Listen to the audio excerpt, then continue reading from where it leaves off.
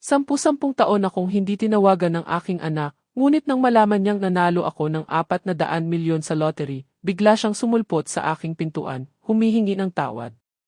Malamig ko siyang inanyayahan sa aking opisina. Nang buksan ko ang safe, biglang nagdilim ang aking paningin. Napahawak ako sa aking dibdib at bumagsak sa sahig. Bago magpatuloy, mag-subscribe sa channel at isulat sa komento kung anong oras na sa inyong lugar ngayon. Tumunog ang doorbell ng 9:30 ng umaga ng Martes, habang nagsasalin ako ng aking pangalawang tasa ng kape. Ninanamnam ko ang katahimikan, ang uri ng payapang umaga ng Oktubre na nagpapatunay na sulit ang bawat sentimong inipon ko para sa aking pagreretiro. Sa loob ng 40 taon ng pagtitig sa mga spreadsheet, may kakaibang katangian ang mga umaga sa Quezon City, isang maalinsangang init na hindi kasing tindi ng tag-araw. Wala akong inaasahang bisita. Sa edad na 67, hindi na gaanong abala ang aking social calendar. Nang buksan ko ang pinto, halos mabitawan ko ang aking tasa. Si Sofia ay nakatayo sa aking beranda. Ang anak kong si Sofia, na 10 taon ko nang hindi nakikita o nakakausap, walang tawag, walang birthday card, wala. At ngayon, narito siya, tumutulo ang luha sa kanyang mga pisngi, ang kanyang asawang si Lito, na nakatago sa likuran niya na nakapamulsa, at isang dalagita na halos hindi ko na makilala, na nakasandal sa rehas ng beranda, nakatitig sa kanyang telepono. Dad, halos mabulunan si Sofia. Patawad po. Patawarin niyo po ako. Sandali akong natigilan, sinusubukan ng utak kong accountant na kalkulahin ang posibilidad na mangyari ito. 10 taon ng katahimikan at bigla siyang susulpot sa isang ordinaryong Martes. Hindi tugma ang mga numero. Sofia, pinanatili kong neutral ang aking boses. Hindi kita inaasahan. Alam ko po, pero matagal ko na pong pinag-isipan. Nagmuni-muni po ako at napagtanto ko kung gaano ako nagkamali. Kung gaano kami nagkamali. Itinuro niya si Lito na nagawang tumango. Pwede po ba kaming pumasok? Kailangan ko pong magpaliwanag. Dapat ay isinara ko na ang pinto. Bawat instinct na hinasa ko sa loob ng maraming dekada ng pag-audit sa maliliit na negosyo at pagtukoy ng mga irregularidad sa pananalapi ay sumisigaw na mayroong mali. Pero anak ko pa rin siya sa kabila ng lahat. Tuloy kayo, sabi ko, tumabi ako. Pumasok sila sa sala. Si Queenie, ang aking apo, na 8 taong gulang noong huli ko siyang makita, ay hindi man lang tumingala mula sa kanyang telepono. Pinagmasdan ni Lito ang aking bahay na para bang tinatantya ang halaga ng aking mga kasangkapan. Umupo si Sofia sa aking sopa, pinupunasan ang kanyang mga mata gamit ang tisyong dala-dala niya. Pinaghanda ang luha. Interesante. Dad, hindi ko po alam kung saan simula niya. Ang kanyang boses ay mayroong ensayadong tono na narinig ko na ng libu-libong beses mula sa mga may-ari ng negosyo na sinusubukang ipaliwanag ang mga nawawalang resibo. Pagkatapos ng lahat ng nangyari, galit po ako. Sinisi ko po kayo sa mga bagay na hindi niyo naman kasalanan. Nakapagsabi po ako ng mga masasakit na salita. Natatandaan ko bawat salita ng aming huling pag-uusap, kung saan inakusahan niya akong dahilan ng pag-alis ng kanyang ina, na ako ay malamig at malayo, na mas mahalaga sa akin ang mga numero kaysa sa mga tao. Ang kabalintunaan ay iniwan ako ng kanyang ina para sa ibang lalaki, ngunit kailangan ni Sofia ng masisisi at ako ang pinakamadali.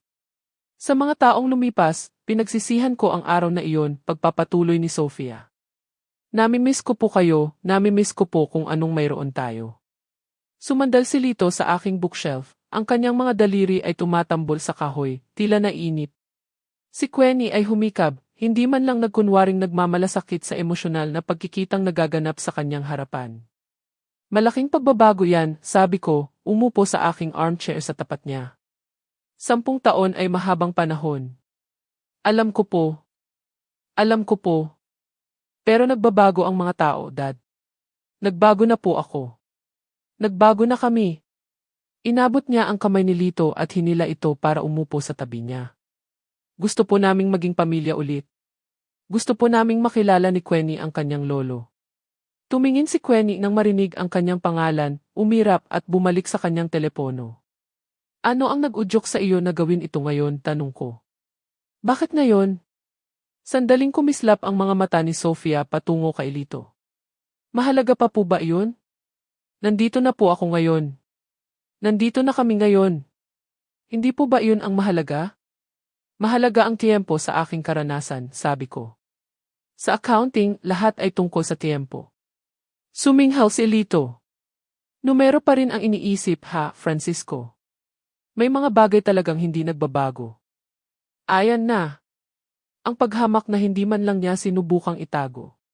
Kahit noong nag-uusap pa kami ni Sofia, laging tiningnan ako ni Lito bilang isang hadlang, isang mapanghusgang matanda na hindi pinahahalagahan ang kanyang mga get-rich-quick scheme at ang kanyang ugali na umutang ng pera mula sa ipon ni Sofia. May mga bagay na hindi dapat magbago, sagot ko, pinapanatiling kaaya-aya ang aking tono. Mga prinsipyo, halimbawa. Binigyan ni Sofia si Lito ng isang babalang tingin. Hindi tayo nandito para mag-away. Nandito tayo para magkabalikan, para magsimula ulit. Magsimula ulit, ulit ko. Maganda pakinggan ang mga salitang iyon. Masyadong maganda, masyadong kumbinyente. Nag-usap kami ng halos 30 minuto pa. Nagbahagi si Sofia ng maingat na piniling mga kwento tungkol sa paaralan ni Queenie, sa pinakabagong negosyo ni Lito, tungkol sa kanilang buhay. Tinanong niya ang tungkol sa akin na may tila tunay na interes, ngunit ang kanyang mga mata ay patuloy na gumagala sa silid na para bang may hinahanap. Nang sa wakas ay tumayo sila para umalis, niyakap ako ni Sofia. Pakiramdam ko'y mekanikal, isinadula. Babalik kami sa lalong madaling panahon, pangako niya. Siguro sa weekend. Siguro, sabi ko. Pinanood ko silang maglakad patungo sa kanilang sasakyan, isang mas bagong modelo ng sedan na mukhang mahal para sa isang taong sinasabi ni Lito na naghihirap sa pinansyal. Sumakay si Queenie sa likod ng walang imik. Lumingon si Lito sa aking bahay bago sumakay sa driver's seat, hindi mabasa ang kanyang ekspresyon. Isinara ko ang pinto at tumayo sa aking pasilyo, malamig na ang kape sa aking kamay. Mayroong talagang mali. Pagkatapos ng 4 na dekada ng paghahanap ng mga pagkakaiba sa mga financial records, nagkakaroon ka ng pakiramdam kung kailan hindi tumutugma ang mga numero sa kwento. At ang kwento ni Sofia ay mas maraming butas kaysa sa isang balance sheet ng isang naluluging restaurant. Ang tanong ay, ano talaga ang habol niya? Ginugol ko ang gabi sa aking study, ang silid kung saan ko binuo ang aking consulting practice, bago magretiro, kung saan ko tinuruan ang aking sarili na maghanap ng mga pattern sa kaguluhan. Ang ilaw ng desk lamp ay lumikha ng mahahabang anino sa aking mga bookshelf, at nakaupo ako roon na inuulit sa aking isipan ang pag-uusap kanina, na para bang sinusuri ko ang isang audit file. May isang sinabi si Sofia na bumabagabag sa akin. Hindi ang paghingi ng tawad na halatang ensayado. Hindi, ito ay isang mas maliit na bagay, isang pariralang ginamit niya, pagkatapos ng lahat ng nagbago para sa inyo. Ano ang nagbago para sa akin? Ang buhay ko ay eksaktong pareho sa nakalipas na 5 taon. Parehong bahay, parehong routine, parehong maingat na pamamahala sa aking pensyon at mga ipon. Walang nagbago maliban kung iniisip niyang may nagbago. Kinuha ko ang aking telepono at tiningnan ang aking call log, naghahanap ng anumang hindi pangkaraniwan. At naroon nga, isang tawag mula kalagitnaan ng Setyembre, halos 1 buwan na ang nakalipas. Unknown number. Sinagot ko ito dahil paminsan-minsan ay may tumatawag pa ring mga dating kliyente. Ang babae sa linya ay nagpakilala bilang si Raquel, sinabing kaibigan daw ng pamilya. Nalito ako dahil wala akong kilalang Raquel, ngunit mabait naman siya. Tinanong kung kumusta na ako, at binanggit ang tungkol sa kung gaano ako kaswerte kamakailan. Naaalala ko na ngayon ang kanyang eksaktong mga salita. Nabalitaan ko po ang malaking swerte niyo sa mga tiket. Siguradong tuwang-tuwa kayo. Akala ko ay nagkamali lang siya ng tinawagan at magalang na tinapos ang tawag, ngunit ngayon, habang iniisip ko ito, nagtataka ako kung iyon ba ay isang pangingisda, isang taong sumusubok na kumpirmahin ang isang bagay tungkol sa akin. Tapos, noong nakaraang linggo, nasa bayan ako, palabas ng bangko kung saan ako nag-set up ng automatic payments para sa aking homeowner's insurance. Habang naglalakad ako papunta sa aking sasakyan, napansin ko ang isang sasakyan na pamilyar, isang dark blue na sedan tulad ng kailito na nakaparada sa kabilang kalye. Nang direkta akong tumingin dito, mabilis itong umalis. Noon, binaliwala ko lang. Malaking syudad ang Quezon City, maraming dark blue na sedan. Ngunit ngayon, bumangon ako at naglakad-lakad sa aking study. Ang aking isipan ay gumagana sa mga posibilidad tulad ng pag-analisa nito sa mga tax return. Dumating si Sofia pagkatapos ng 10 taon. May tumawag na nagtatanong tungkol sa mga tiket at swerte. Ang sasakyan ni Lito malapit sa aking bangko. Ang mga mata ni Sofia na sinusuri ang aking bahay na para bang iniimbentaryo ito. May hinahanap sila. O iniisip nilang mayroon akong isang bagay. Pero ano? Umupo ako ulit at binuksan ang aking laptop, tiningnan ang aking mga bank account, ang aking investment portfolio, ang aking retirement funds. Lahat ay nasa tamang lugar, simple ngunit komportable. Walang nagbago. Walang hindi inaasahang deposito, walang biglaang yaman, walang panalo sa lottery o mana. Ngunit si Sofia ay tila kumbinsido na may nagbago sa akin. Sapat na kumbinsido para basagin ang 10 taon ng katahimikan at magpakita na may pag-arte na karapat-dapat sa isang teleserye. Ang matalinong hakbang ay maghintay, mag-obserba, hayaan silang gumawa ng susunod na galaw at ilantad ang kanilang mga baraha. Iyon ang ipapayo ko sa isang kliyente na nahaharap sa isang potensyal na sitwasyon ng pandaraya. Huwag magpanik. Magkalap ng impormasyon, idokumento ang lahat. Kumuha ako ng isang legal pad at nagsimulang gumawa ng mga tala. Petsa ng pagbisita ni Sofia ang kanyang eksaktong mga salita, ang kilos ni Lito, ang kawalan ng interes ni Queenie, ang tawag mula kay Raquel noong Setyembre, ang sasakyan malapit sa bangko. Isinulat ko ang lahat ng aking natatandaan, nilalagyan ng timestamp ang bawat insidente. Kung ito ay isang panloloko at sinasabi ng aking kutob na ito nga, babalik sila. Ang mga taong nanloloko ay laging bumabalik. Bawat pagbisita ay idinisenyo para magtayo ng tiwala, para mapalapit sa anumang kanilang habol. Ang pangako ni Sofia na bibisita ulit sa weekend ay hindi dahil sa pagmamahal. Ito ay estratehiya. Bandang hating gabi, nakahiga ako sa kama, nakatitig sa ceiling fan, na dahan-dahang umiikot sa itaas ko. Ang gabi ay tahimik maliban sa paminsan-minsang sasakyan na dumadaan sa labas. Hindi mapakali ang aking isipan. Ginugol ko ang buong karera ko sa pagprotekta sa mga tao, mula sa mga pagkakamali sa pananalapi, mula sa pandaraya, mula sa kanilang sariling masasamang desisyon. Nakabuo ako ng reputasyon sa pagiging masusi, sa pagiging mapanuri, sa pagiging taong nagtatanong ng mga hindi komportabling tanong na naglalantad ng katotohanan. Ngunit nabigo akong protektahan ang sarili kong kasal. Masyado akong nakatuon sa trabaho, sa pagbuo ng seguridad para sa hinaharap, na hindi ko napansin ang paglayo ng aking asawa hanggang sa siya'y umalis na. Sinisi ako ni Sofia para doon at marahil ay may bahagyang katwiran siya. Masyado akong magaling sa pagtingin ng mga pattern sa mga numero at napakabulag sa mga pattern sa mga tao. Hindi sa pagkakataong ito. Ano man ang pinaplano ni Sofia at Lito, ano man ang iniisip nilang mayroon ako o maibibigay ko sa kanila, hindi ako magiging isang madaling biktima. Ginugol ko ang 40 taon sa pag-aaral kung paano matukoy ang panlilinlang sa mga financial records. Oras na para gamitin ang mga kasanayang iyon sa sarili kong pamilya. Kung gusto nilang maglaro, napili nila ang maling accountant. Pinikit ko ang aking mga mata, pinaplano na ang aking mga susunod na hakbang. Una, kailangan kong maunawaan kung ano ang kanilang pinaniniwalaan tungkol sa akin. Pagkatapos, kailangan kong maunawaan kung bakit nila ito pinaniniwalaan. At sa huli, kailangan kong magpasya kung ano ang gagawin tungkol dito.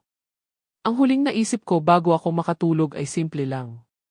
Kung ito ay manipulasyon, magkakamali sila. Lahat ay nagkakamali. At kapag nangyari iyon, handa ako. Kinaumagahan, maaga akong nagising at nagpasyang makakatulong ang paglalakad para luminaw ang aking isipan. Ang mga umaga sa Quezon City tuwing Oktubre ay perpekto para doon. Sapat na malamig para makapag-isip ng malinaw, sapat na mainit para maging kaaya-aya.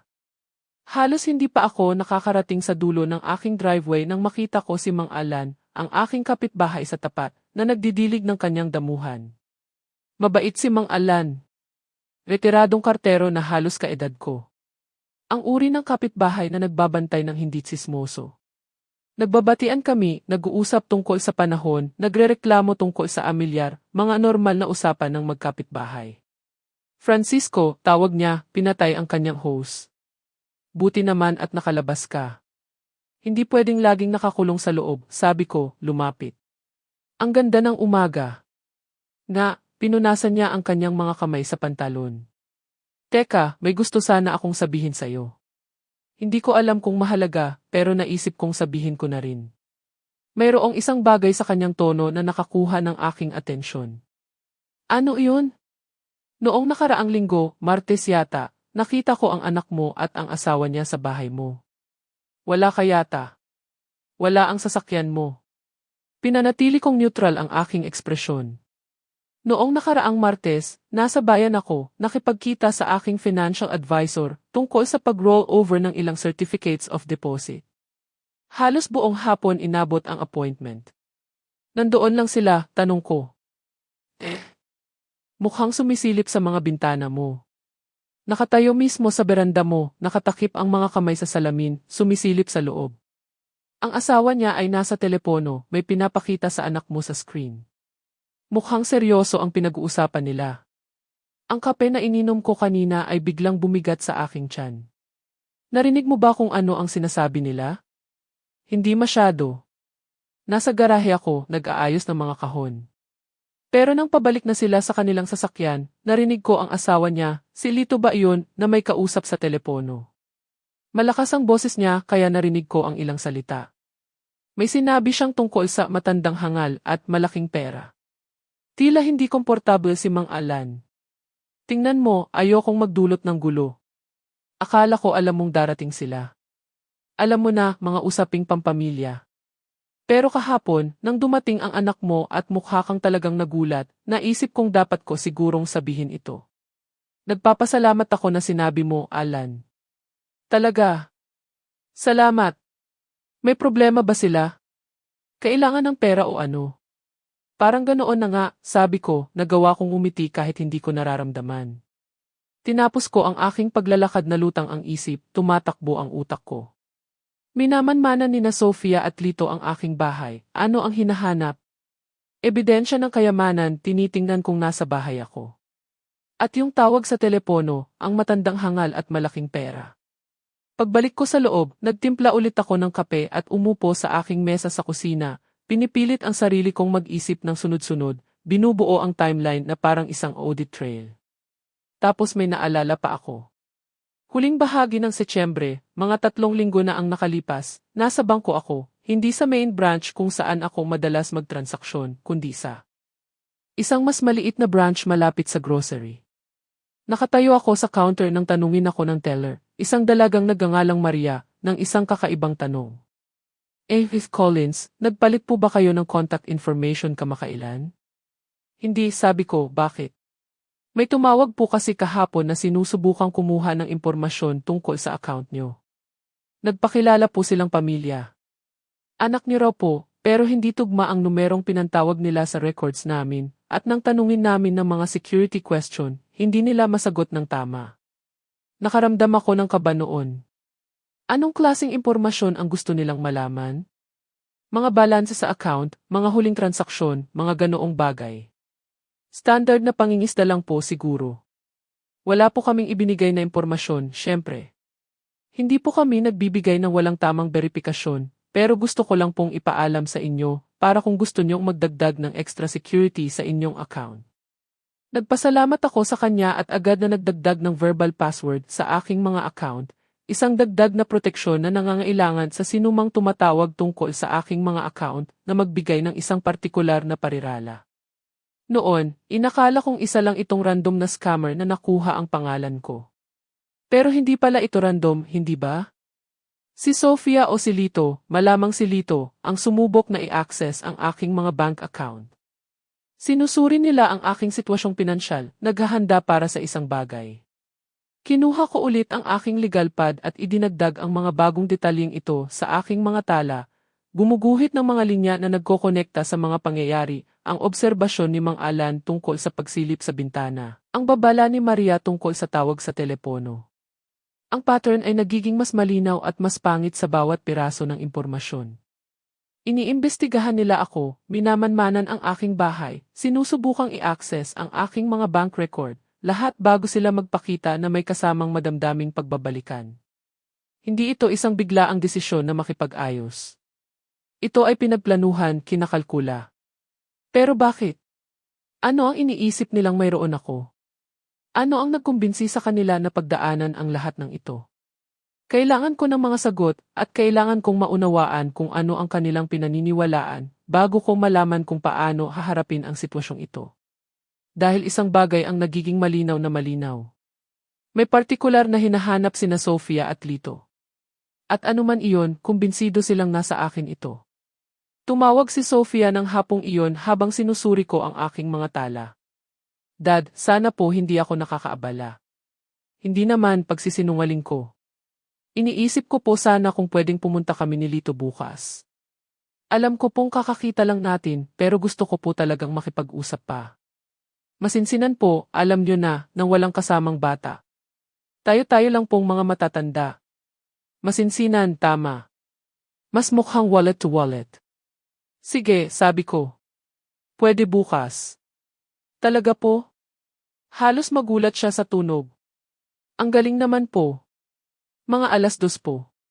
Ayos lang ang 2:00. Sige po. Magkita po tayo. Love you, Dad. Ibinaba niya ang telepono bago pa ako makasagot na marahil ay mas mabuti dahil baka mabulunan lang ako sa mga salitang sasabihin ko. Dumating sila ng eksaktong 2:00 kinabukasan. Oktubre 17. Ginugol ko ang umaga sa paghahanda, mental na pinag-iisipan ang mga tanong, mga patibong na gusto kong itakda.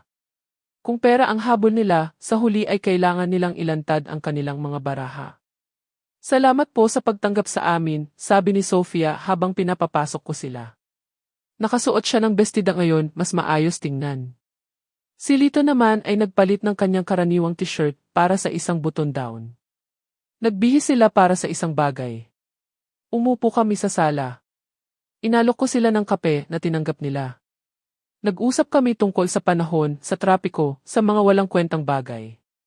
Pinagmasdan ko silang dalawa ng mabuti, napansin kung paano gumagala ang mga mata ni Sofia sa silid, kung paano nanginginig ang binti ni Lito sa halos hindi mapigilang enerhiya. Pagkatapos, mga 20 minuto, tumikim si Lito. Francisco, magiging tapat na ako sa iyo. Medyo mahirap ang sitwasyon namin ngayon. Ang ekonomiya, alam mo na, medyo tinamaan ang negosyo ko. Alam na alam ko na ang negosyo ni Lito ay karaniwang kung anumang i-get-rich-quick scheme ang natuklasan niya sa buwang iyon. Ang huling narinig ko, nagbebenta siya ng mga supplement online. Bago yon, day trading. Nakalulungkot yan, sabi ko ng neutral. At habang lumalaki si Queenie, patuloy na dumarami ang gastos. Pribadong paaralan, mga aktibidad. Alam mo na yan. Hindi ko talaga alam. Noong lumalaki si Sofia, sa pampublikong paaralan siya nag-aral at ayos lang kami. Pero tumango na lang ako. Sumingit si Sofia, maingat ang kanyang boses. Ang sinusubukang sabihin ni Lito ay kailangan po talaga namin ng tulong. Pamilya na nagtutulungan, alam niyo na. At iniisip po namin na baka may paraan para magtulungan tayo. Magtulungan? Paano? Well, tumingin siya kay Lito. Retirado na po kayo, mag-isang nakatira sa malaking bahay na ito. Siguradong malungkot kung minsan. Baka magastos din i-maintain. Ah, heto na. Kinakaya ko naman, sabi ko. Tama po. Pero isipin niyo kung mas madalas kaming nandito. Pwedeng tumulong si Queenie sa mga gawain sa hardin.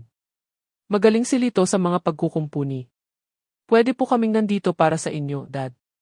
Para siguraduhin hindi kayo nag-iisa. Kapalit ng pera, hindi niya sinabi, pero nakabitin ito sa hangin sa pagitan namin. Mapagbigay na alok yan, sabi ko, pinapanatiling kaaya-aya ang aking tono. Pag-iisipan ko. Mukhang nadismaya si Lito, ngunit hinawakan siya ni Sofia sa braso. Siyempre po. Maglaan po kayo ng sapat na panahon. Gusto lang po naming malaman nyo na nandito kami para sa inyo. Ano man ang kailangan nyo. Ano man ang kailangan ko. Nakakatuwa. Pagkaalis nila, umupo ako sa aking study at idinagdag ang engkwentrong ito sa aking timeline. Malinaw na ang pattern ngayon. Palapit na sila, nagiging mas matapang, ngunit hindi pa rin nila sinasabi kung ano talaga ang gusto nila. Sinusubukan nila ako, tinitingnan kung gaano ako ka-receptive. Tapos may naalala pa akong isa. 2 linggo na ang nakalipas, unang bahagi ng Oktubre, nasa grocery ako. Ang cashier, isang babaeng nasa katanghaliang gulang na nagngangalang Patricia, ay may nabanggit na kakaiba habang binabasa ang aking mga pinamili. With Collins, may kakaibang sitwasyon po noong isang araw. May isang dalaga pong pumasok, nagpakita ng litrato sa telepono niya, tinanong kung nakita ko kayong bumibili ng champagne o nagdiriwang ng anumang espesyal kamakailan. Isang dalaga, tanong ko kahit na alam ko na.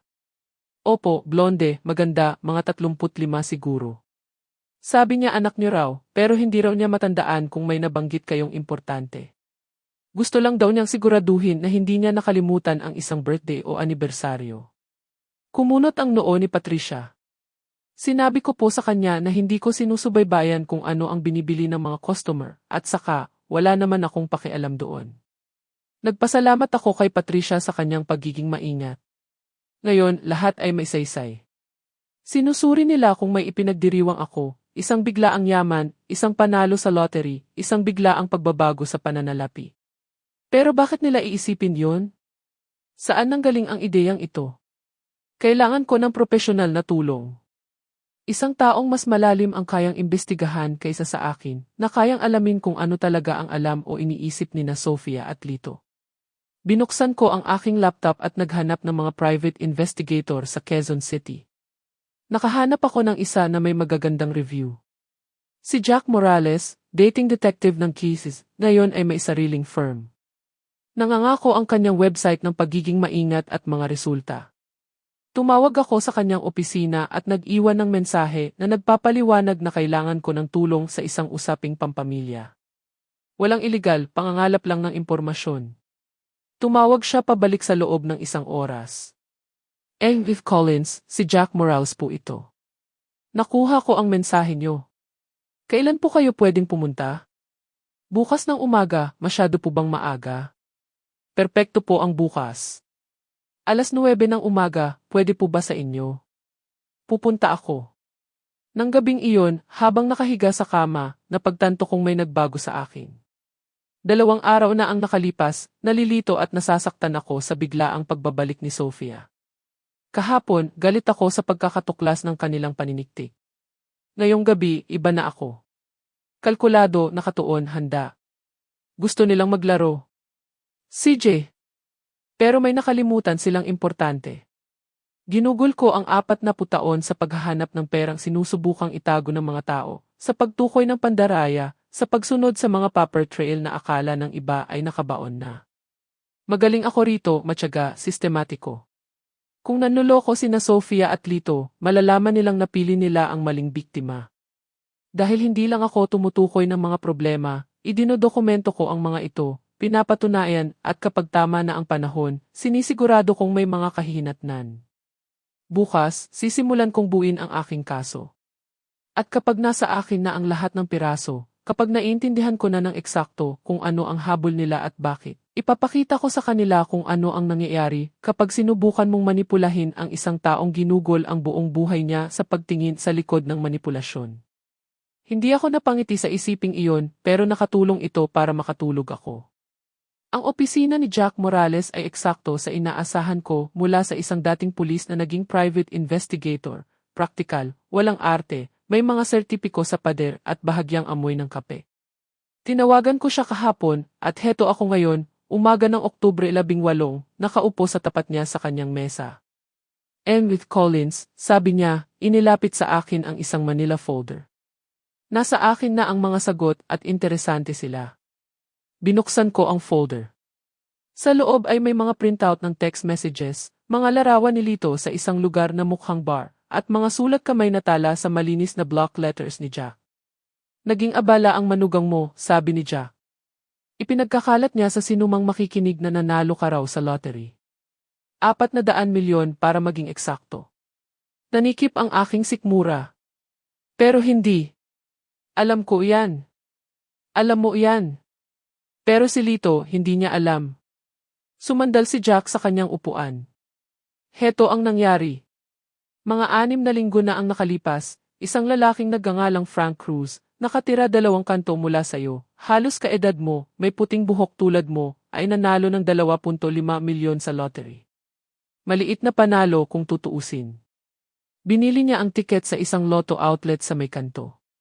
Hindi pa ako nakapunta sa lotto outlet na yun, sabi ko. Tama. Pero may kaibigan si Lito na nagtatrabaho doon, si Danny Martinez. Maraming matatandang customer si Danny na bumibili ng tiket. Isang araw, nag-iinuman sila ni Lito, nabanggit niya itong matandang tumama, inilarawan bilang matangkad, may puting buhok, nagmamaneho ng madilim na pickup truck. Tinanong ni Lito kung naaalala niya ang pangalan. Sabi ni Danny, parang Collins yata. Ang mga piraso ay nagkakatugma na. Nalito siya sa akin at sa cruise na to. Eksakto. Pero heto pa. Ang mas maganda. Tinapik ni Jack ang isa pang pahina. Hindi lang 2.5 milyon ang narinig ni Lito. Sa tsismisan sa inuman at nasubaybayan ko ito sa 3 source, lumobo ang numero. Nang marinig ito ni Lito sa pangatlong pagkakataon, naging 400 milyon na ito. At handa na siyang maniwala dahil desperado siya. May utang siya sa mga taong questionable. Magkano? 2.35 milyon. Utang sa sugal, karamihan ay masamang investment sa crypto. May mga taong naniningil sa kanya at hindi sa magandang paraan. Naglabas si Jack ng isa pang litrato.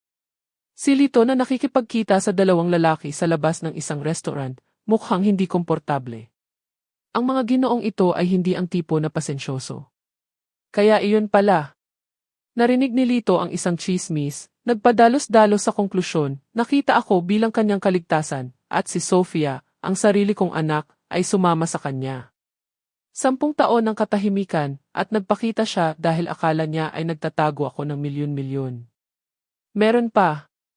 Sabi ni Jack, nag-research ang anak mo tungkol sa iyo online. Nalaman niya ang tungkol sa iyong consulting work, nakita niyang komportable ka. Kinumbinsi niya ang sarili niyang totoo siguro ang chismis. Bakit ka pa magiging tahimik tungkol dito? Ang kabalintunaan ay nakakatawa sana kung hindi ito napakasakit. Kailangan kong idokumento ang lahat, sabi ko. Bawat pag-uusap ni Lito, bawat taong nakarinig ng chismis, lahat. Bahagyang umiti si Jack. Nagawa ko na. Nasa folder na lahat. Mga petsa, oras, mga saksi. Ginugol ko ang natitirang bahagi ng Oktubre 18 at buong Oktubre 19 sa pagbabasa ng ulat ni Jack, paggawa ng mga tala, pagbuo ng isang plano.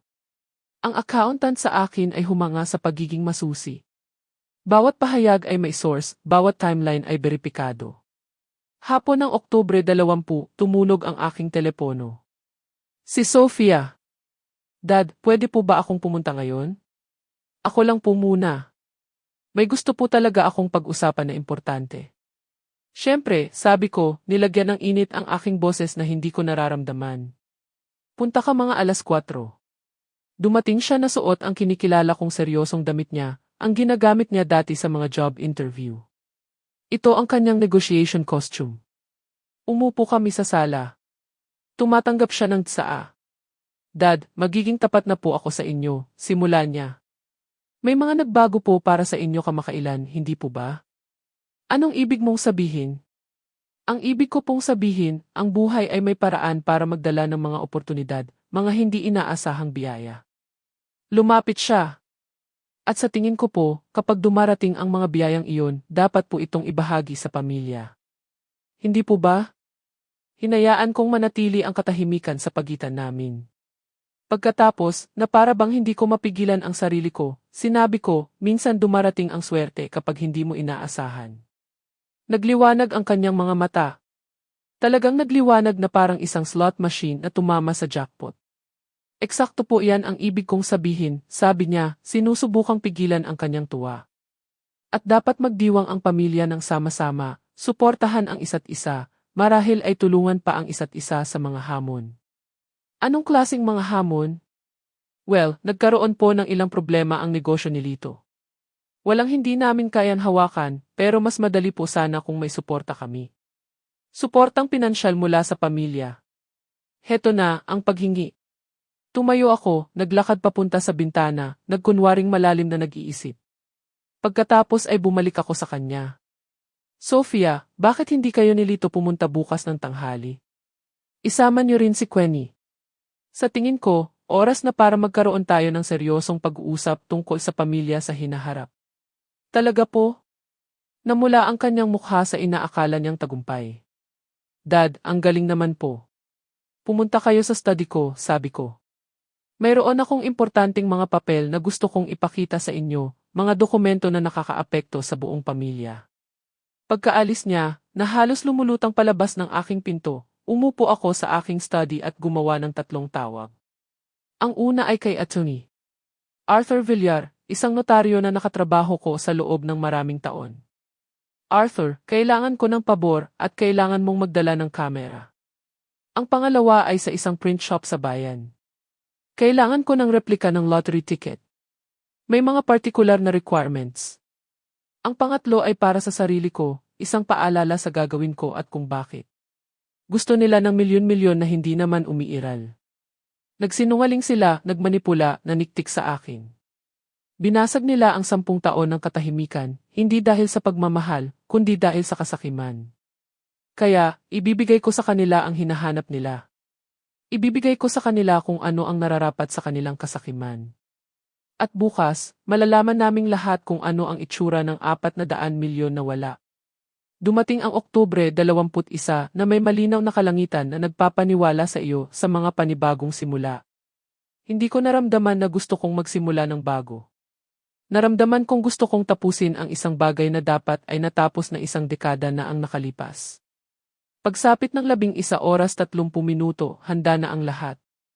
Si Attorney Arthur Villar, ang notaryo, ay nakaposisyon sa sulok ng aking study sa likod ng isang bookshelf, kung saan mayroon siyang malinaw na tanawin ng silid. Nag-set up siya ng isang maliit na kamera sa isang tripod na nakatago sa likod ng ilang law books. Nagre-record ito. Sigurado ka ba rito, Francisco? Tanong ni Arthur nang ipaliwanag ko. Ang aking plano. Hindi pa ako naging ganito kasigurado sa anumang bagay. Ang peking lottery ticket ay nasa aking safe. Isang perpektong replika na ipinagawa ko, kumpleto sa logo ng lottery, at ang numerong 400 milyon na nakaprint sa bold na letra. Mukha itong totoo para maloko ang sinumang desperadong gustong maniwala na ito ay totoo. Tumunog ang doorbell ng eksaktong tanghali. Siyempre, laging nasa oras ang kasakiman. Pinapasok ko sila. Si Sofia na may ensayadong ngiti. Si Lito na halos hindi mapigilang pananabik. Si Queenie na sumusunod sa likod, nasa telepono na naman. Salamat sa inyong pagdating, sabi ko, pinapanatiling mainit ngunit misteryoso ang aking boses. Pakiusap, sumunod kayo sa aking study. Naglakad kami sa aking bahay na nakaisang pila na parang isang prosesyon. Ang aking study ay ang aking santuwaryo, mga bookshelf mula sahig hanggang kisam, ang aking lumang mesa mula sa aking mga araw sa pagkonsulta, mga filing cabinet na puno ng mga dekada ng maingat na inayos na mga tala, at sa sulok, ang safe na ibinigay sa akin ng aking ama 40 taon na ang nakalipas. Maupo kayo, itinuro ko ang mga upo ang inayos ko. Umupo sila, si Sofia at Lito, magkatabi, si Queenie sa isang upuan sa tabi ng bintana. Ang hangin ay tila makapal sa pag-asa. Mahigpit ang hawak ni Sofia sa kamay ni Lito. Nanginginig na naman ang binti ni Lito, ang nerbiyosong senyales na napansin ko dati. Mukhang naiinip si Queenie, ngunit nahuli ko siyang sumulyap sa safe. Marami akong iniisip tungkol sa pamilya kamakailan. Nagsimula akong maglakad ng dahan-dahan. Tungkol sa kung ano ang utang natin sa isa't isa, tungkol sa katapatan at pagiging tapat. Eksakto po iyan ang iniisip din namin, mabilis na sabi ni Sofia. Pamilya ang lahat, hindi ba? Tumigil ako sa paglalakad. Dahil naaalala ko, 10 taon na ang nakalipas, hindi gaanong mahalaga ang pamilya. Naaalala kong tinawag akong malamig, malayo, sinisi sa mga bagay na hindi ko kasalanan. Nawala ang ngiti ni Sofia. Dad, humihingi po ako ng tawad para doon. Nagbabago ang mga tao. Nga, sang-ayon ko. Minsan nagbabago sila para sa mas mabuti. Minsan Naglakad ako papunta sa safe, Hinayaan kong manatili ang aking kamay sa dial, lahat sila ay sumandal na parang mga halamang yumuyuko patungo sa liwanag. May mga bagay sa safe na ito, sabi ko ng dahan-dahan, na kumakatawan sa mga taon ng pagsusumikap, maingat na pagpaplano, mga desisyon tungkol sa hinaharap. Sinimulan kong paikutin ang dial, mga dokumento na maaaring magbago sa lahat para sa pamilyang ito. Nag-click ang dial habang inilalagay ko ang kombinasyon. Tumigil sa panginginig ang mga binti ni Lito. Pinigil ni Sofia ang kanyang hininga. Maging si Queenie ay ibinaba ang kanyang telepono. Kapag dumating ang swerte sa isang tao, pagpapatuloy ko, ang aking kamay ay nasa hawakan ng safe. Inilalantad nito ang kanilang tunay na pagkatao, ang kanilang totoong mga prioridad. Hinila ko ang hawakan. Bumukas ang pinto ng safe na may metalikong ungol. At doon ako napahawak sa aking dibdib. Hindi totoo ang sakit, ngunit ang aking pag-arte ay totoo. Humingal ako, umatras mula sa safe, hinawakan ang aking kaliwang braso. Ang dibdib ko, nagawa kong sabihin. Hindi makahinga. Hinayaan kong bumigay ang aking mga tuhod at bumagsak ako sa karpet. Sinisiguradong mahuhulog ako kung saan ko sila makikita sa pamamagitan ng bahagyang nakapikit na mga mata. Sa isang iglap, walang gumalaw. Pagkatapos ay sumigaw si Sofia, "Dad." Ngunit hindi siya lumapit sa akin. Ang kanyang mga mata ay dumiretso sa safe. Mabilis na tumayo si Lito mula sa kanyang upuan, hindi patungo sa akin, kundi patungo sa safe.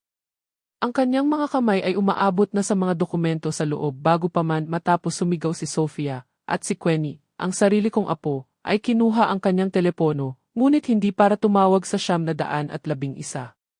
Pinanood ko sa pamamagitan ng bahagyang nakabukas na mga mata habang itinagilid niya ito, inaayos ang anggulo. Kinukunan niya ako ng litrato na nakahiga sa sahig. Diyos ko, sabi ni Sofia, ngunit tumayo na rin siya, papalapit sa safe. Lito, yan na ba? Yan na ba iyon? May isang piraso ng papel na nahulog ng mas malakas na buksan ni Lito ang pinto ng safe. Ang peking lottery ticket ay bumagsak na nakaharap sa aking mesa kung saan natamaan ng ilaw ang mga numero. 400 milyon. Kinuha ito ni Lito. Talagang kinuha ito, nanginginig ang kanyang mga kamay. Sofia, tingnan mo. Kailangan nating tumawag ng ambulansya, sabi ni Sofia, ngunit ang kanyang boses ay malayo, nalilito. Nakatitig siya sa tiket sa mga kamay ni Lito. Humihinga pa ba siya? Tanong ni Lito, hindi nakatingin sa akin. Kumuha si Queenie ng isa pang litrato, nakahiga ako roon, pinapanood sila sa pamamagitan ng halos hindi bukas na mga mata, pinapanood ang kanilang tunay na pagkatao na lumalabas na parang mga nabubuong litrato. Bawat kahindik-hindik na bagay na pinaghihinalaan ko tungkol sa kanila ay nakumpirma sa mga kahilahilakbot at perpektong segundo na ito. Pagkatapos ay idinilat ko ng buo ang aking mga mata at umupo. Tapos na ang palabas, sabi ko, ang aking boses ay malamig at malinaw. Sumigaw ulit si Sofia, ibang uri ng sigaw ngayon. Gulat sa halip na takot. Umatras si Lito, hawak pa rin ang peking ticket. Ano? Anong? Pwede ka nang lumabas ngayon, Arthur, tawag ko. Lumabas si Arthur mula sa likod ng bookshelf, hawak ang kamera. Ang pulang ilaw ng recording nito ay kumukurap pa rin. Ano to? Matinis ang boses ni Sofia. Anong nangyayari? Tumayo ako, pinagpagan ang aking pantalon at tiningnan sila isa-isa. Ito ang katotohanan. Ang katotohanan tungkol sa kung bakit kayo nandito. Ang katotohanan tungkol sa kung sino talaga kayo. Nakatitig si Lito sa tiket sa kanyang mga kamay at pinanood ko ang realidad na nagsisimulang pumasok sa kanyang isipan. Hindi ito totoo, di ba? Kasing totoo ng pag-aalala mo sa akin, sabi ko. Arthur, nakuha mo ba lahat? Bawat segundo, kumpirma ni Arthur, malinaw na malinaw. Humarap ako sa aking anak, sa aking manugang, at sa aking apo. Nilagpasan ninyo ang inyong nag-aagaw buhay na ama para kunin ang pera. Nag-selfie kayo sa halip na tumawag ng tulong. Inilantad ninyo kung ano talaga ang mahalaga sa inyo at hindi ito pamilya. Ang katahimikang sumunod ay ang pinakamalakas na tunog sa mundo. Ang katahimikan ay namagitan sa amin na parang isang bangin. Ang mukha ni Sofia ay nagbago mula sa namumulang pananabik tungo sa maputlang pagkagulat sa loob ng ilang segundo. Hawak pa rin ni Lito ang peking lottery ticket, nakatitig dito na para bang maaari itong maging isang bagay na totoo. Ibinaba ni Queenie ang kanyang telepono, sa wakas ay naunawaan na hindi ito content para sa social media. Dad, ano-ano po ang pinagsasabi niyo? Basag ang boses ni Sofia. Ang ticket na iyan ay kasing totoo ng pag-aalala mo sa akin, sabi ko, lumakad papunta sa aking mesa at kinuha ang isang folder. Arthur, maaari mo bang ipaliwanag kung ano ang iyong nasaksihan? Lumapit si Atty. Villar, hawak pa rin ang kamera. Ni-record ko ang buong insidente. Malinaw na ipinapakita sa video na si Amy Collins ay tila nagkakaroon ng medical emergency. Ipinapakita rin ito na si E. Rogers ay agad na lumapit sa safe sa halip na kay Amy Collins. Ipinapakita nito na si E. Rogers ay tumingin sa mga laman ng safe bago suriin ang kanyang ama. At ipinapakita nito na si E. Queenie Rogers ay kumukuha ng mga litrato ng kanyang lolo na nakahiga sa sahig. Namula ang mukha ni Lito. Tinrap mo kami. Binigyan ko kayo ng isang pagsubok pagtatama ko. At bigo kayo ng husto. Ito ay paninilo. Inihagis ni Lito ang peking tiket sa aking mesa. Sa totoo lang, wala akong ginawang iligal. Nagpanggap akong may problema sa kalusugan sa sarili kong tahanan. Kayo mismo ang naglantad ng inyong tunay na mga prioridad.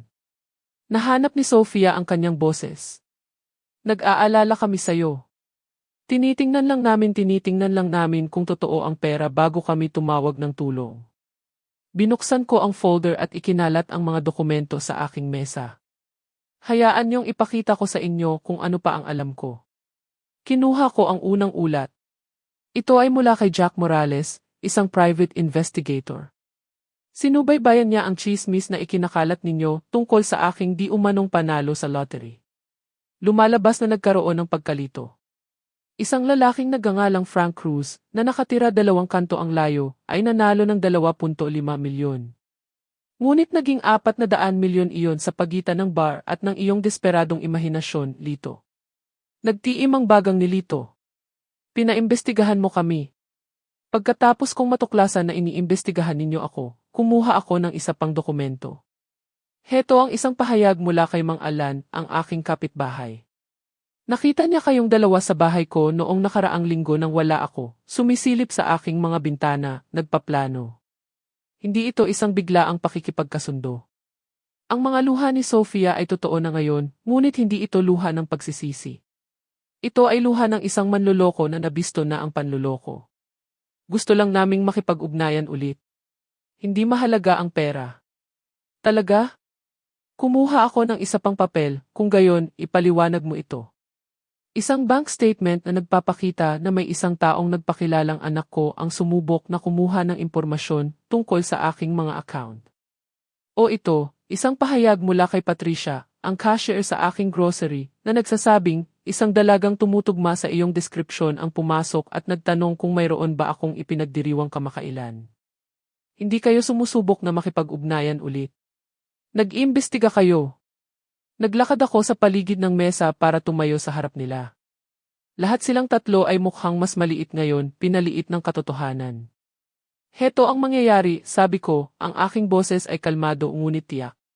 Mayroon kayong 24 na oras para lisanin ang aking buhay ng permanente. Walang tawag, walang pagbisita, walang anumang uri ng kontak. Kung makita ko kayo, kung makarinig ako mula sa inyo, kung susubukan ninyong makipag-ugnayan sa anumang paraan, dadalhin ko ang lahat ng ebidensyang ito sa pulisya at magsasampa ng kaso para sa attempted fraud at harassment. Fraud, bulalas ni Lito. Wala kaming nilokong sinuman. Nagkalat kayo ng maling impormasyon tungkol sa isang panalo sa lottery.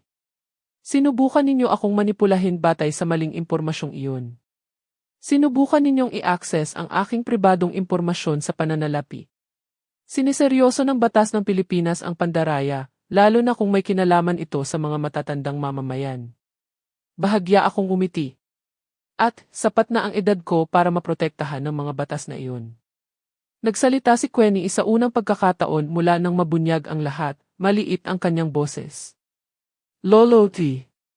Huwag, sabi ko ng mahina. Kinunan mo ako ng litrato na nakahiga sa sahig. Hindi ka tumawag ng tulong. Inisip mo ang social media. 14 na taong gulang ka, Queenie. Sapat na ang edad mo para malaman ang tama at mali. Biglang tumayo si Sofia. Malupit kang tao. Noon pa man. Itong buong bagay na ito, itong patibong, nakakadiri. Ano ang nakakadiri, sabi ko, ay isang anak na nawawala ng 10 taon at bumabalik lang kapag iniisip niyang may pera. Ang nakakadiri ay ang pag-access sa impormasyon ng bangko ng iba. Ang nakakadiri ay ang pagkakalat ng kasinungalingan at paniniktik at pagmamanipula. Naglagay lang ako ng salamin. Hindi mo gusto ang nakikita mo. Hindi ko na problema yan. Inabot ko kay Sofia ang folder. Kunin mo to, mga kopya ng lahat. Isipin mo itong isang paalala kung bakit mo ako iiwang mag-isa. Hinawakan ni Lito ang braso ni Sofia. Halika na. Hindi natin kailangan to. Gumalaw sila patungo sa pinto. Isang maliit, talunang prosesyon.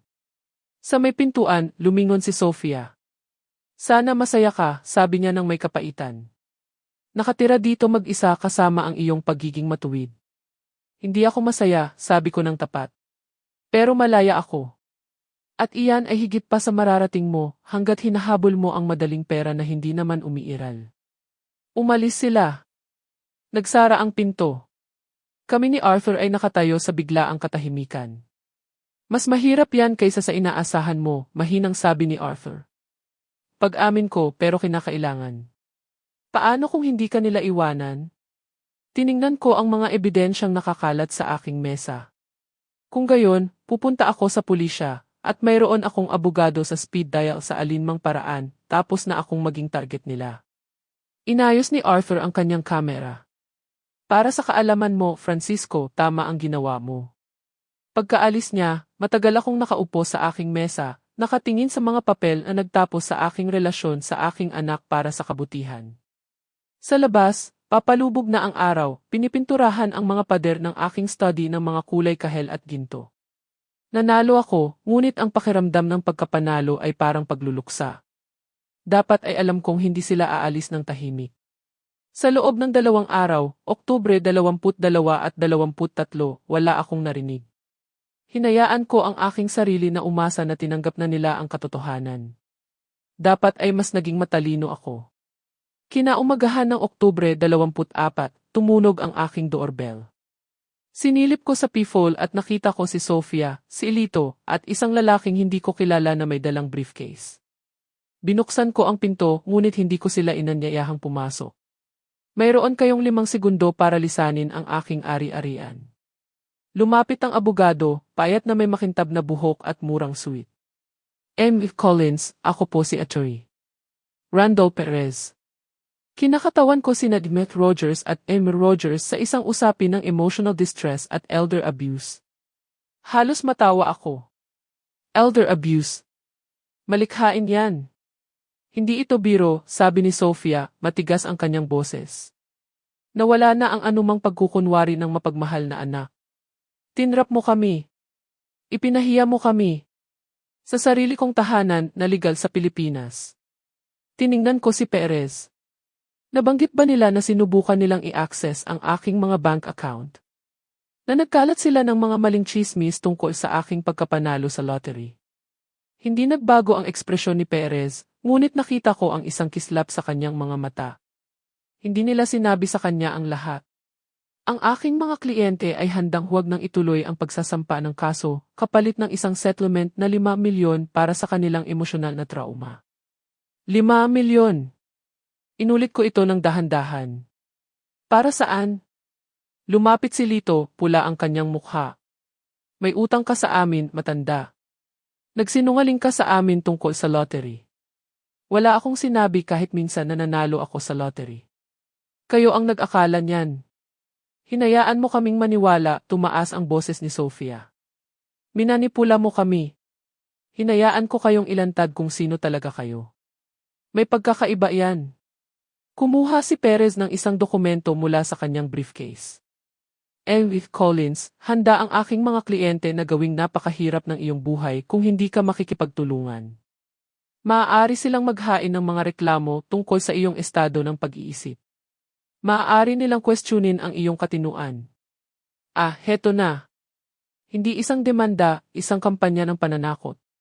Kaya, para maging malinaw, sabi ko, tinatakot ninyo akong magkakalat ng kasinungalingan tungkol sa akin maliban kung babayaran ko kayo. Extortion yan, Yves Perez. Isang felony yan. Hindi ito extortion kung nagsasabi lang kami ng totoo, sabi ni Sofia. Tungkol sa kung paano mo ako pinabayaan noong bata ako. Tungkol sa kung paano ka naging abusado sa emosyonal. Nag-iimbento na siya, lumilikha ng kwento. Bibigyan ka namin ng 24 na oras, sabi ni Perez. Pagkatapos niyan, magsasampa na kami. Kahit manalo ka, malaki ang magagastos sa korte at pinsala sa reputasyon. Umalis sila. Pinanood ko silang maglakad patungo sa kanilang sasakyan, isang rental, malamang na nanunuluyan sa isang murang motel, sinusunog ang natitirang pera ni Lito, lalong nagiging desperado. Pumasok ako sa loob at agad na tinawagan si Atty. Gloria Reyes, ang aking abogado. Nakatrabaho ko siya sa loob ng maraming taon noong panahon ng aking pagkonsulta. Matalino siya, masusi at hindi umaatras. Francisco, sagot niya sa ikalawang ring. Iniisip ko kung kailan ka tatawag. Nabalitaan mo. Maliit na komunidad sa mga family law attorney. Kilala si Randall Perez sa pagtanggap ng mga kasong kaduda-duda. Nakaharap siya ng disiplina mula sa Bar Association. Ang katotohanang kinuha siya ng iyong pamilya ay nagsasabi sa akin ng lahat tungkol sa kanilang kaso. Tinatakot nila akong magkakalat ng kasinungalingan tungkol sa akin maliban kung babayaran ko sila ng 5 milyon. Extortion yan. Sinabi ba iyan ni Perez ng direkta? Halos ganoon na. Magandang balita. Ang pananakot ay gumagana lang sa mga taong madaling matakot. Sa tingin ko, hindi ka madaling matakot, Francisco. Hindi na. Kung gayon, heto ang gagawin natin. Gagawa ako ng isang cease and desist letter na nagdodokumento ng lahat. Ang mga maling chismis sa lottery, ang tangkang pandaraya sa bangko, ang harassment. Makikipag-ugnayan din ako sa Philippine Lottery Commission. Siniseryoso nila ang pagkakalat ng maling impormasyon tungkol sa mga panalo sa lottery. Sapat na ba yan? Simula pa lang yan. Francisco, nananakot lang sila. Wala silang kaso. Umaasa siyang magbabayad ka para paalisin sila. Pero kung magbabayad ka, babalik lang sila para sa mas marami pa. Kaya, tatawagan natin ang kanilang bluff. Eksakto. Maghahanda ako ng mga dokumento bukas ng umaga. Iimbitahan natin sila sa isang pulong sa aking opisina at ipapakita sa kanila kung gaano kalaki ang problemang kinakaharap nila. Pagkatapos kong ibaba ang telepono, umupo ako sa aking sala, nakatingin sa labas ng kalye. Maliwanag at mainit ang hapon. Bahagi sa akin ang nag-iisip kung dapat ko na lang silang bayaran. Masakit ang 5 milyon, ngunit hindi ako masisira. Ngunit iyon mismo ang inaasahan nila. Tumataya sila na mas magiging kaakit-akit ang mas madaling landas kaysa sa pakikipaglaban. Tumataya sila na lumambot na ako sa pagreretiro. Nagkamali sila ng taya. Kinuha ko ang aking telepono at gumawa ng isa pang tawag. Kay Jack Morales. Jack, kailangan kong patuloy mong subaybayan sina Lito at Sofia Rogers. Kailangan kong malaman kung saan sila nanunuluyan, sino ang kanilang kinakausap, ano ang kanilang pinaplano. Sa tingin mo ba ay lalala pa ito? Sa tingin ko ay desperado sila at ang mga desperadong tao ay nagkakamali. Gusto kong malaman ang tungkol sa mga pagkakamaling iyon kapag nangyari ito. Masusunod. Ginugol ko ang natitirang bahagi ng araw sa paghahanda, pag-aayos ng aking mga dokumento, paggawa ng mga timeline, pagbuo ng aking kaso tulad ng pagbuo ko dati ng mga audit report, sistematiko, masusi, hindi nag-iiwan ng puwang para sa pagdududa. Kung gusto ni na Sofia at Lito ng digmaan, makukuha nila ito. Ngunit may nakalimutan silang importante. Ginugol ko ang 40 taon sa pagpanalo ng mga laban na ipinaglaban gamit ang mga papeles at pasensya, at hindi pa ako natalo kahit isang beses. Kinaumagahan ng Oktubre 25, tumawag si Gloria. Tapos na. Ipinadala ko na ang sulat. Mayroon silang appointment sa aking opisina bukas ng 10 oras ng umaga. Mariin kong iminungkahi na dumalo sila. Mariing iminungkahi. Maaaring nabanggit ko na ang hindi pagdalo ay magreresulta sa agarang pagsasampa ng mga kaso sa Philippine National Police at sa Office of the Attorney General. Iyon ay kadalasang nag-udyok sa mga tao. Sa tingin mo ba ay darating sila? Ah, darating sila. Ang mga taong tulad ng iyong anak at manugang ay laging iniisip na kaya nilang daanin sa usapan ang problema. Darating sila na umaasang makipagnegosasyon. Sa halip, sila ay matututo. Kinabukasan, Oktubre 26, dumating ako sa opisina ni Gloria ng 9:30. Ang kanyang gusali ay nasa sentro ng lungsod, puro salamin at bakal, ang uri ng lugar na nagpapahayag ng propesyonal na kakayahan. Sinalubong ako ni Gloria sa lobby. Handa ka na ba para dito? Tanong niya. 2 linggo na akong handa. Umakyat kami sa kanyang conference room at naroon na, naghihintay, si Ginang Gwen Torres mula sa Philippine Lottery Commission. Siya ay isang babae na nasa kalagitnaan ng 40, propesyonal na nakabihis na may kalmadong kilos ng isang taong sanay humawak ng mga kaso ng pandaraya sa lottery. Enrique Collins, kinamayan niya ako. Nasuri ko na ang mga materyales na ipinadala sa akin ni Gloria. Malaking sitwasyon ito. Iyan ang isang salita para dito. Eksaktong 10 oras ng umaga, tumunog ang intercom ng receptionist. Miss Reyes, nandito na po ang 10 oras niyo. Papasukin sila. Pumasok sa conference room sina Sofia, Lito, at ang kanilang murang abogado, si Atty. Randall Perez. Natigilan sila nang makita kaming tatlong naghihintay. Ano to? Tanong ni Perez. Akala ko ito ay isang pulong kasama si Edith Collins. Ito nga, mahinahon na sabi ni Gloria. Pakiusap, maupo kayo. Umupo sila, ngunit nakikita ko ang pagod sa kanilang mga mata. Si Lito ay patuloy na sumusulyap sa pinto na para bang kinakalkula ang mga ruta ng pagtakas. Ang mukha ni Sofia ay mayroong itsura ng isang taong napagtanto na pumasok sila sa isang patibong.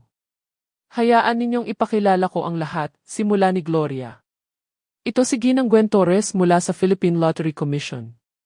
Miss Torres, ito sina Sofia Rogers, Lito Rogers, Quenny Rogers, at ang kanilang abogado, si Atty. Randall Perez. Binuksan ni Gwen ang isang folder.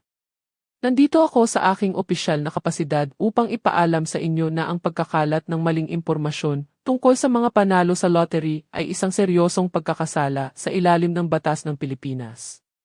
Nakakasira ito sa tiwala ng publiko sa sistema ng lottery at bumubuo ng pandaraya. Hindi kami nagkalat ng maling impormasyon, simula ni Lito. Kami lang ni. Sinabi ninyo sa hindi bababa sa 7 tao, ayon sa aming investigasyon, na si Ing. Collins ay nanalo ng 400 milyon sa lottery. Ginamit ninyo ang maling pahayag na ito upang bigyang katwiran ang inyong mga hinihingi na pera mula sa kanya. Iyan ay textbook fraud. Namutla si Sofia. Akala namin totoo. May nagsabi sa amin. Hindi mahalaga ang intensyon pagpapatuloy ni Gwen. Wala kayong ginawang pagsisikap na beripikahin ang impormasyon. Hindi kayo nakipag-ugnayan sa komisyon ng lottery.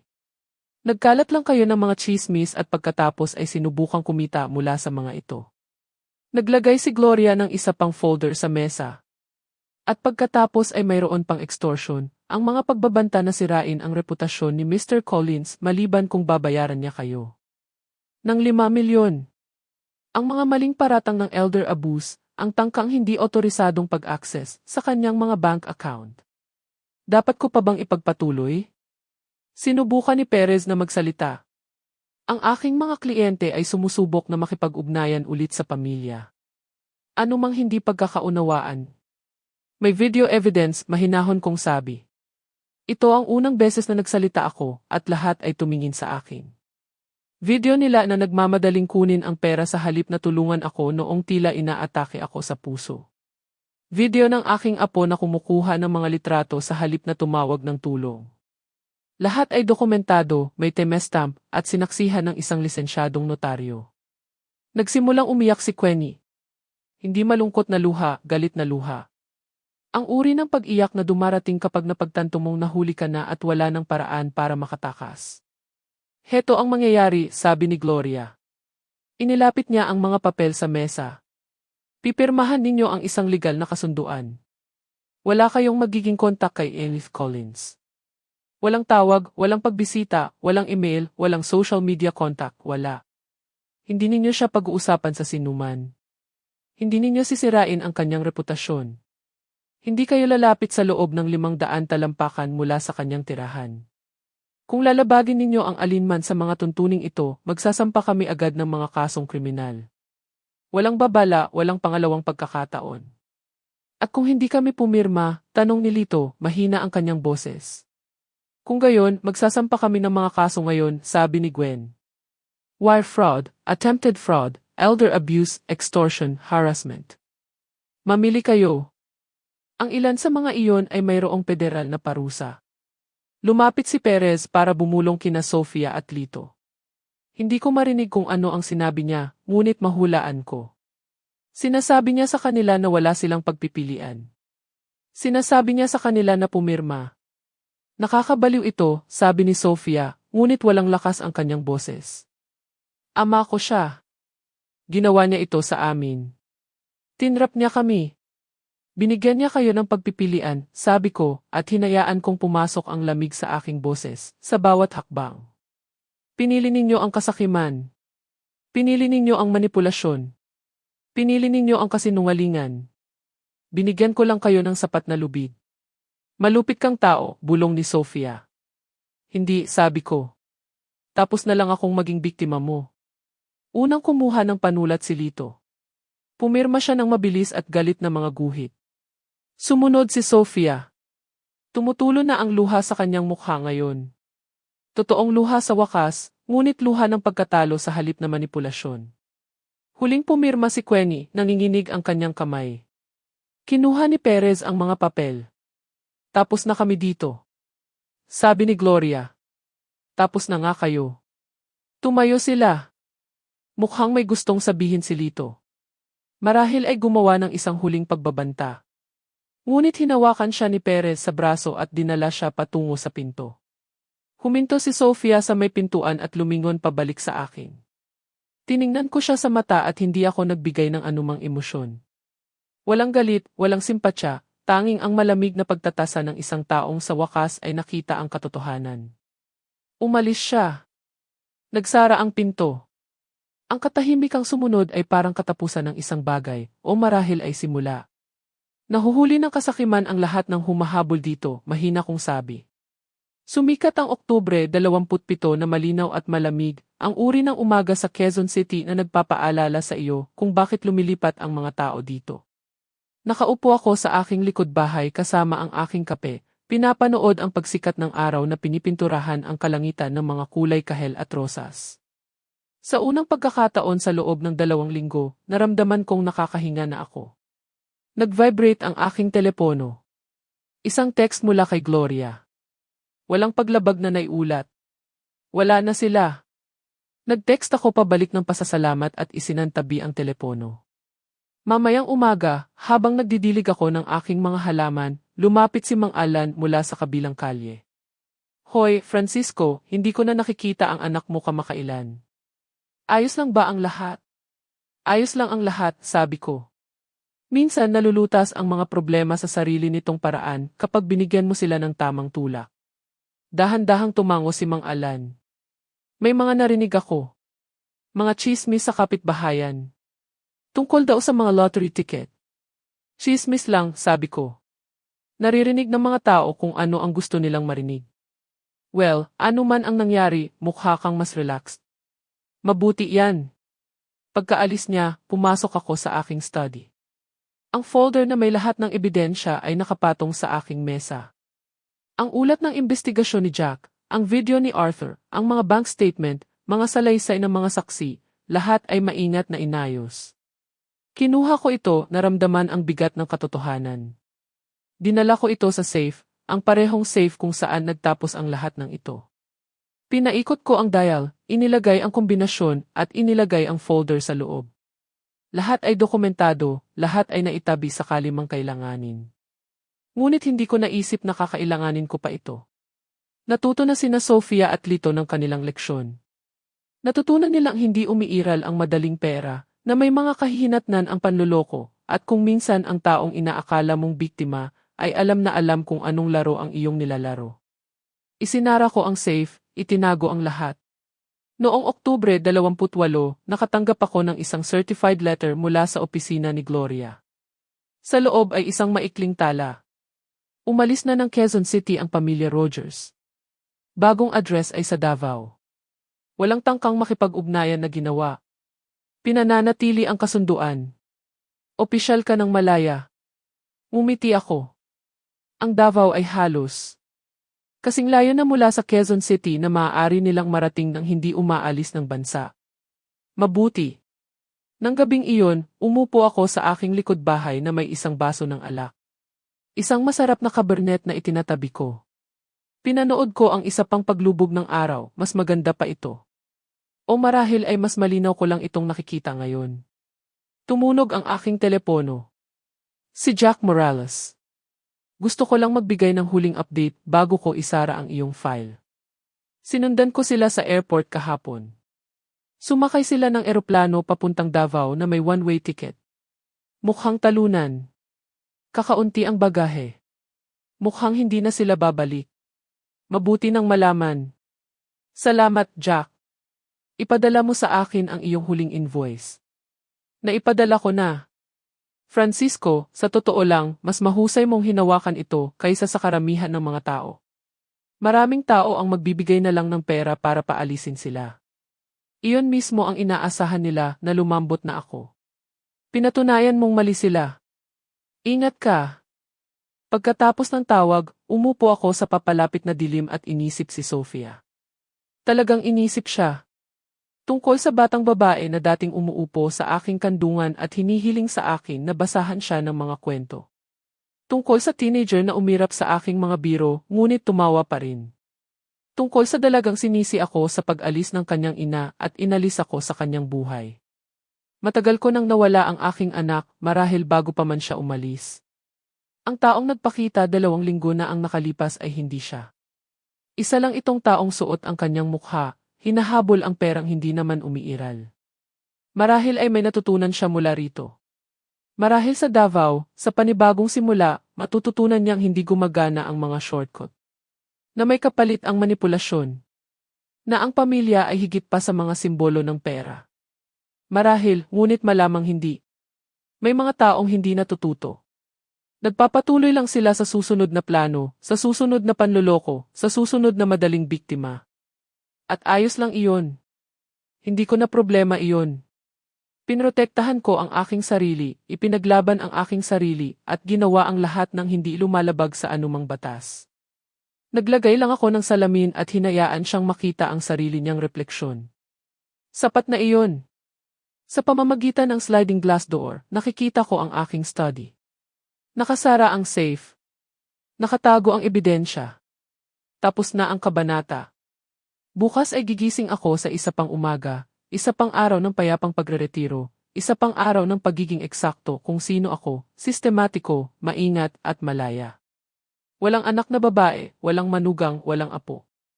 Ang mga bakanting espasyo kung saan dapat sila naroon ay laging masasakit, kahit kaunti. Ngunit natutunan ko ng mabuhay na may kawalan noon, at kapalit ng kawalan na iyon, mayroon akong isang bagay na napakahalaga. Kapayapaan. Walang mga manloloko sa aking buhay, walang mga manipulator, walang sinumang sumusubok na kunin ang hindi sa kanila. Itinaas ko ang aking baso sa huling liwanag sa kanlurang kalangitan at binigkas ang mga salitang nabubuo sa aking isipan sa loob ng ilang araw. Ang kasakiman ay ang patibong na itinakda ng mga tao para sa kanilang sarili. Nagsimulang lumitaw ang mga bituin isa-isa. Lumamig ang hangin. Sa di kalayuan may tumahol na aso. Patuloy na umiikot ang mundo. Nanalo ako sa pamamagitan ng pagtangging maglaro ng kanilang laro sa kanilang mga tuntunin. Nanalo ako sa pamamagitan ng pagtatakda ng isang patibong na walang nahuli kundi ang katotohanan. At ngayon ay nanalo ako sa pamamagitan ng pagpapaalis sa kanila at pagpapatuloy sa aking buhay. Masarap ang alak. Perpekto ang gabi. At sa unang pagkakataon sa napakatagal na panahon, naramdaman kong ganap na payapa. Bukas ay magdadala ng mga bagong umaga, mga bagong problema, mga bagong kagalakan.